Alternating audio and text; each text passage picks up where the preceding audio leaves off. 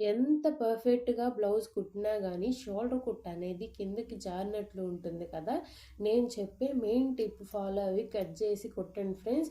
పర్ఫెక్ట్‌గా షోల్డర్ మీద అనేది కుట్టు నిలబడుతుంది. ఆల్రెడీ కట్ చేసి పెట్టుకున్న బ్యాక్ పార్ట్ ఉంటుంది కదా! దాన్ని క్లాత్ పైన పరుచుకొని యాజ్ ఇట్ ఈజ్ మార్క్ చేసుకోవాలి. కింద నుంచి పై వైపుకి 2 ఇంచెస్, 2 ఇంచెస్ మార్క్ చేసుకోవాలి.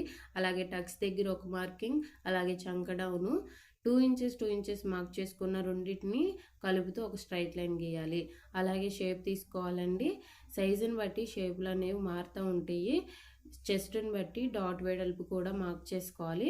నెక్ డౌన్ వచ్చేసి 6 ఇంచెస్. అన్ని బ్లౌజులకి ఇవే కొలతలంటే కాదండి. సైజుని బట్టి కొలతలనేవి చేంజ్ అవుతా ఉంటాయి. నేను చెప్పబోయే మెయిన్ టిప్ ఇదేనండి. షోల్డర్ దగ్గర పై వైపుకి ఈ విధంగా హాఫ్ ఇంచ్ పెంచుకోవాలి. ఇట్లా హాఫ్ ఇంచ్ పెంచుకోవడం వల్ల షోల్డర్స్ జారిపోతాయేమో లేదా చంక దగ్గర లూజ్ వస్తుందేమో అనే డౌట్స్ ఉంటాయి.